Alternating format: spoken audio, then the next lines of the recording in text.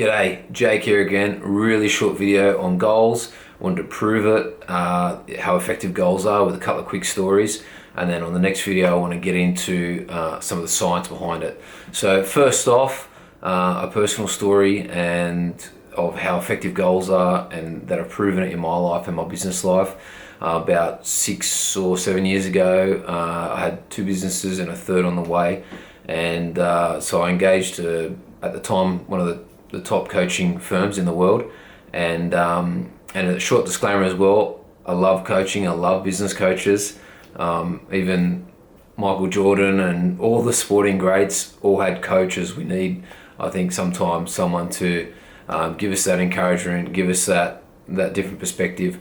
So anyway, we engaged these coaches and they were really good. We've seen a massive business growth, and all of the stories that I've seen from other people who'd gone through the program, it was all positive. They've seen massive growth. They've seen, what would have taken them 3 years done in 1 year. And when I stood back a few years later and looked at this, I realized what they were doing was making me set goals. That was it. They were making me set goals on a detailed level. They were SMART goals. They fit that SMART acronym, but on a whole nother level again. They were 10-year goals, 5-year goals. They were big picture stuff, small stuff. Made us do 90-day plans where it's 90 days on a big sheet and it's detailed down to the weeks, down to how you're managing your hourly calendar and your day sheet. Setting really strategic things in place like default diaries where you have blocks of time throughout your week to work on your goals or your plan or your business for that big thinking stuff, not the mundane stuck in the business, but the whole step outside of your business, the whole E-Myth book, which a lot of people have read. And so we had to approach this default diary as if it were one of the most important meetings or something that you could go to. That time when your buzzer went off in your diary on your phone or however you do it, bang, phone on airport mode, and then goals. We're just focused on goals and believing those goals and seeing what we need to do that week or that day to see that 1 year or 5 year goal achieved. And it was an expensive lesson because I was paying $1,800 a month. We did it for about 14, 16 months. So yeah, it was over 30 grand we spent on coaching. I have no regrets and I would highly recommend it to anyone. But first things first, do what you know how to do now. You can set goals. You can research more on the internet on the right ways how to do it, but it works. I've proven it. And from there, I guess that really schooled me and I just made it a habit. It's something that I do, and I do on all the different levels. I do the 10 year and the 5 year. I spoke about last time how I think about the end game when I'm dead. What do I want to look back, like what do I want to be said about me at my funeral? So I make that type of thinking and what I want to leave with my kids and the character building and all that sort of stuff. I make that filter right down into my daily activities and my goals. Another one, I just want to share a story on quite an interesting book. I'll just read it out so I don't get it wrong. It's from Mark McCormack. It's a book that he wrote called What They Don't Teach You at Harvard Business School. And it tells of a Harvard study conducted between 1979 and 1989.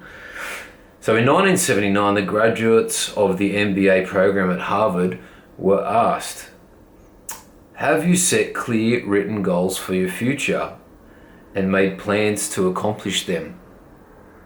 It turned out that only 3% of the graduates had written goals and plans. 13% had goals, but they were not in writing.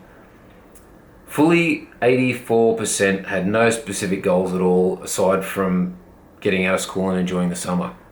So 10 years later, in 1989, the researchers interviewed the members of the class again. They found that 13% who had the goals, but not in writing, were earning on average twice as much as the rest, the 84% of students who had no goals at all. But most surprisingly, they found that the 3% of the graduates had clear written goals when they left Harvard were earning on average 10 times as much as the rest of the 97%. The only difference between the group was the clarity of the goals they had set for themselves when they graduated. So, good little story. And if I can just end with saying this, if I was to guarantee you, absolutely guarantee you of success for a big goal, for something that's on your heart, something that you want to do, if I could guarantee you, let's say $10 million, I'll give you $10 million next week if you don't succeed, because I just know you're going to succeed if you write it down and believe it. Would you do it? Would you attack it? And what would that goal be? If I could guarantee, if I could just convince you that you are going to achieve it, what would it be? What do you want? Who do you want to be? That person that you want to be in 5 or 10 years' time. What is that person? How do they carry themselves? What's their physiology like? How do they look people in the eyes? Why can't you start acting that way today? Sometimes fake it till you make it works. What do you really want? Work it out and do it. Another good exercise is if you had, say, 30 or 40 goals written down, and I made you write them down and really dig deep, and you really got everything out on paper, and I made you do each one on a little post-it note. And then I just started taking them off you. Give me the least important one, and just started taking them off you, until we got one down to one left. What's that one goal left on that post-it note that's really important? And what are you doing about it? Have you even got it written down? What are you doing about it? That's it. Cheers. Have a good week. Thanks for listening.